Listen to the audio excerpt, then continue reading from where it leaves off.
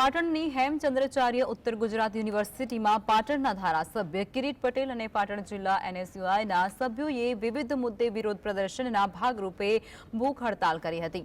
જો કે કેટલાક ઠેકાણો પર ઉગ્ર માહોલ પણ દેખાયો હતો। ત્યારે પાટણ શહેર બી ડિવિઝન પોલીસ સ્ટેશનના પીએસઆઈ અને એમએલએ કિરીટ પટેલ અને તેમના પુત્ર સહિત 14 સામે નામજોગ તથા 214 જેટલા ટોળા સામે ફરિયાદ નોંધાઈ છે।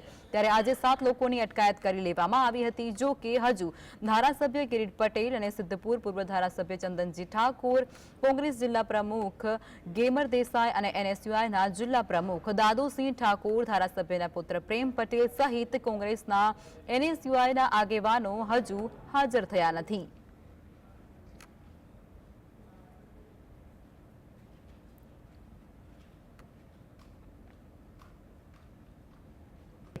અને આ બાબતના જે વિડીયો ફૂટેજ અને સીસીટીવી ફૂટેજનું એનાલિસિસ કરી આરોપીઓની ઓળખ પ્રસ્થાપિત કરી અને એવું સ્પષ્ટ થતાં કે આ ગુનાહિત પ્રવૃત્તિ છે।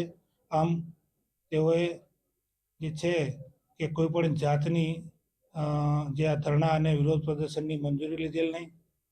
ત્યારબાદ ગેરકાયદેસર મંડળી રચી અને આ સમગ્ર ગુનાહિત પ્રવૃત્તિને અંજામ આપતા ગઈકાલે બી ડિવિઝનમાં પાટણના ધારાસભ્ય કિરીટભાઈ પટેલ અને એનએસયુઆઈના આગેવાનો અને કોંગ્રેસના આગેવાનો અને 200 માણસોના ટોળા વિરુદ્ધ ગુનો દાખલ કરવામાં આવેલ છે।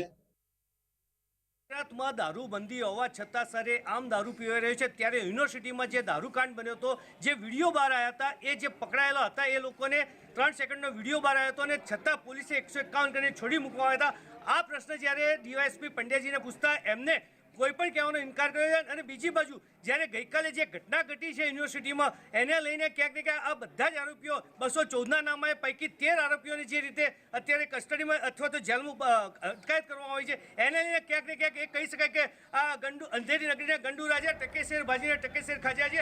સરકાર પણ ક્યાંક ને ક્યાંક ત્રેસો તેસ લાગી રહ્યું એવું લાગ્યું છે। અલ્કેશ પંડ્યા, જી।